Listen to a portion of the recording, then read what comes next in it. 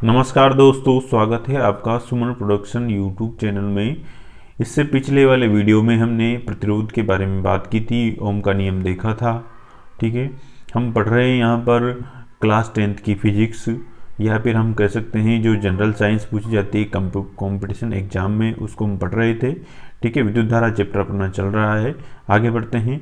आज हम पढ़ेंगे वह कारक जिन पर किसी चालक तार का प्रतिरोध निर्भर करता है, उसको हम देखेंगे। तो कौन कौन से कारक हैं? तो वे कारक है, पहला कारक है चालक तार की लंबाई। अनुप्रस्थ काट का क्षेत्रफल, मतलब चालक तार का जो चालक तार होता है उसकी मोटाई अपन कह सकते हैं। और पदार्थ की प्रकृति, मतलब जो चालक तार है किस धातु का बना हुआ है, जैसे कि तांबा, एल्यूमिनियम, चांदी, किसका वो तार बना हुआ है, उसकी प्रकृति पर भी उसका प्रतिरोध निर्भर करता है। प्रतिरोध किसे कहते हैं? जब किसी धारा के मान में रुकावट पैदा होती है, कोई भी ऐसा सिस्टम जिसमें धारा बह रही हो और उसमें किसी कारण से अगर रुकावट पैदा होती है तो उसे प्रतिरोध कहते हैं। तो वो जो प्रतिरोध होता है, जो रुकावट होती है, वो किन कारकों पर निर्भर करती है, वो हम यहाँ पर देख रहे हैं। तो कौन कौन से कारक है? एक तो लंबाई, ठीक है, चालक तार की लंबाई, उसका मोटाई मतलब क्षेत्रफल, और उसकी पदार्थ की प्रकृति, मतलब कि तार किस प्रकृति का बना हुआ है, किस धातु का बना हुआ है। यहाँ पर जो चालक तार की जो लंबाई है वो समानुपाती होती है प्रतिरोध के। मतलब ये है कि R समानुपाती होता है L के। जैसे जैसे आप L बढ़ाएंगे, मतलब लंबाई बढ़ाएंगे चालक तार की, वैसे वैसे प्रतिरोध का मान भी बढ़ता जाएगा। इसे हम समीकरण 1 नाम दे देते हैं। ठीक है, अब आगे देखते हैं। चालक तार का जो प्रतिरोध होता है 1/, समानुपाती होता है A के, मतलब व्युत्क्रमानुपाती हो गया, ये भी कह सकते हैं। मतलब चालक तार का प्रतिरोध जो होता है अनुप्रस्थ काट के क्षेत्रफल के व्युत्क्रमानुपाती होता है। इस समीकरण को अपन ने नाम दे दिया 2। अब दोनों समीकरण को अपन ऐड कर देते हैं, मिला देते हैं समीकरण 1 व 2 को, जिससे आपका फॉर्मूला बन जाता है R समानुपाती L/A। ठीक है, अगर अपन समानुपाती का चिन्ह हटाते हैं तो यहाँ पर एक नियतांक लग जाता है, एक कांस्टेंट लग जाता है, जिसका नाम है रो। ये P की तरह दिखाई देता है। ठीक है, ये ऐसे घुमा हुआ दिखाई देगा, रो। तो R बराबर हो जाता है रो L/A। रो का मान एक नियतांक है, मतलब इसका मान आपको क्वेश्चन में दिया हुआ रहेगा।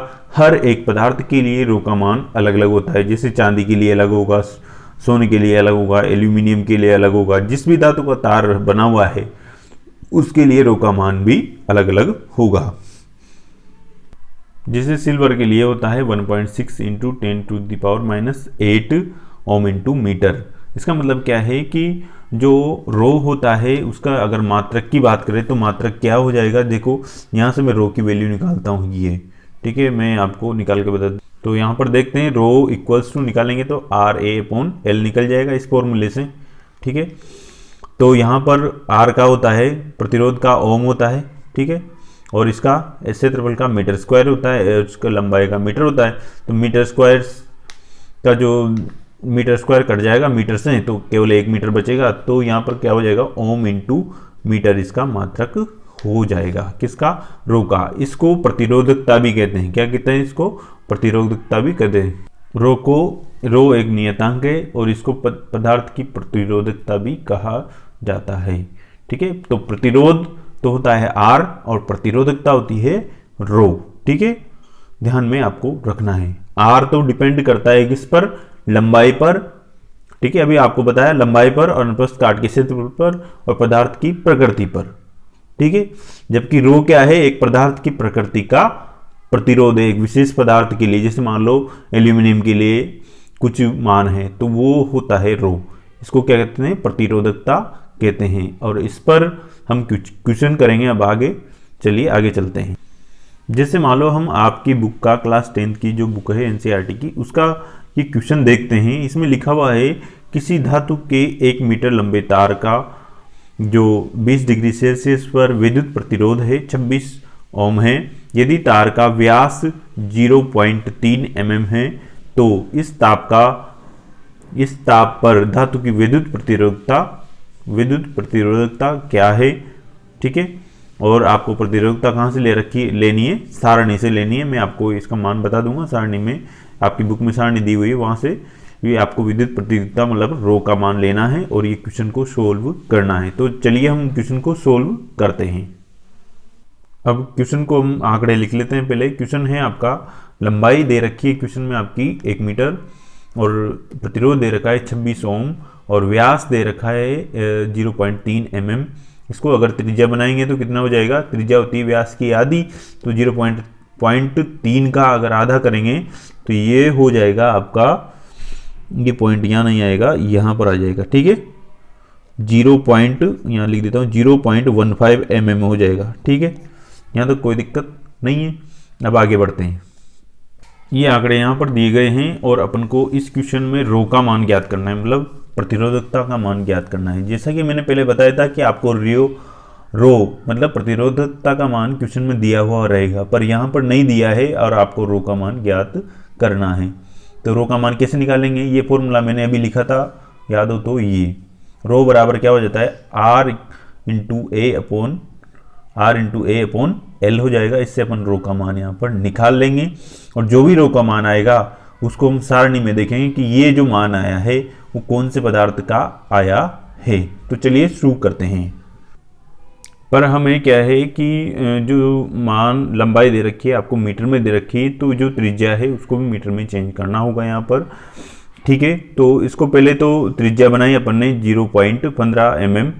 अब इसको अपन मीटर में चेंज करेंगे तो mm को मीटर में चेंज करने के लिए 10 की घात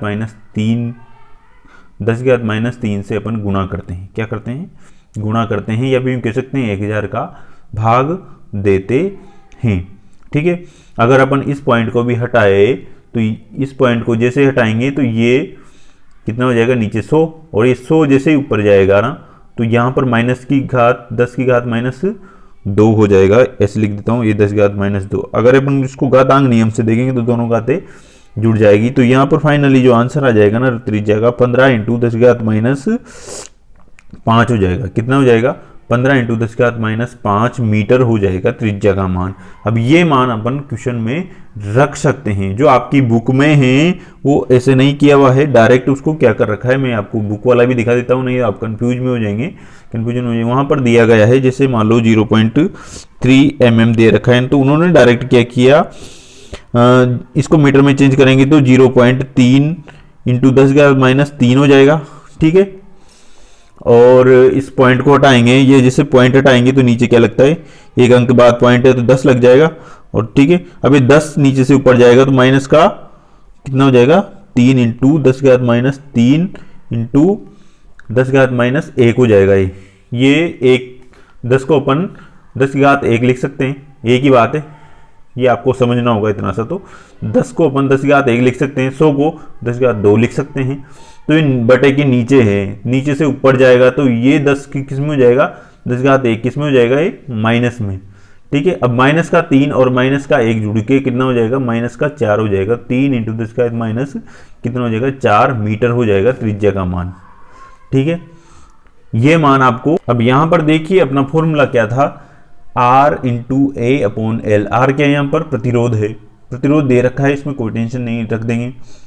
पर अपने पास ए क्या नहीं है, पर अपने पास त्रिज्या का मान है। ए बराबर क्या होता है, वृत्त की त्रिज्या। जो तार है अपन कैसा मानना है अपन को, तार गोलाकार होगा, ऐसे तार जो होगा अगर उसको अपन सामने से देखेंगे तो काट के देखेंगे तो उसे गोलाकार ही दिखेगा छोटा सा। तो उसकी जो त्रिज्या है वो दे रखी है आपको ये। तो इसका क्षेत्रफल कैसे निकालेंगे, ए बराबर क्या होता है, पाई आर स्क्वायर होता है, क्या होता है, पाई आर स्क्वायर होता है। तो पाई का मान रख देंगे कितना, 22/7, ठीक है, या 3.14 रख देंगे, चलो एक ही बात है। और आर का मान कितना निकाला था अभी अपन ने, आर का मान अपन ने निकाला था 3 इंटू 10 की घात माइनस 4। इन दोनों को अपन ऐसा का सही यहाँ पर रख देंगे, ए का मान ही आ जाएगा। तो ए बराबर कितना हो गया, 3.14 इंटू 3 इंटू 10 की घात माइनस 4 हो जाएगा। इसको किस में रख देंगे, इस फॉर्मूले में रख देंगे, जिस रो इक्वल्स टू आर का मान दे रखा है 26 और ये मान रख देंगे यहाँ पर 3.14 इंटू 3 इंटू 10 की घात माइनस 4, और ये एल का मान रख देंगे, 1 मीटर है 1। अब जब इसको सोल्व करते हैं तो आपका आंसर आता है यहाँ पर जब इसको अपन सोल्व करते हैं तो यहाँ पर आपका आंसर आता है rho equals to 1.84 into 10⁻⁶ ohm into metre. अब ये जो मान आया है ना, जो आपकी बुक में जो सारणी दे रखी है उससे मैच कर, देखो यहाँ पर ये सारणी दे रखी बुक में। अब ये मान देखो यहाँ पर ये आ रहा, ठीक है, ये काहे का मान है, मैग्नीज का। तो ये तो तार काहे का था, मैग्नीज का था, और इसका प्रतिरोध ये आ गया, ठीक है। तो ये इस प्रकार से आपको निकालना है। बाकी क्वेश्चन अपन अगले वीडियो में करेंगे, क्योंकि वीडियो काफ़ी बड़ा हो जाएगा, उसमें अपन केवल न्यूमेरिकल ही करेंगे, ठीक है। ये वीडियो आपको पसंद आया है तो प्लीज़ आप इसको लाइक कीजिए, चैनल को सब्सक्राइब कीजिए। जल्दी मिलते हैं अपना अगले वीडियो में। धन्यवाद।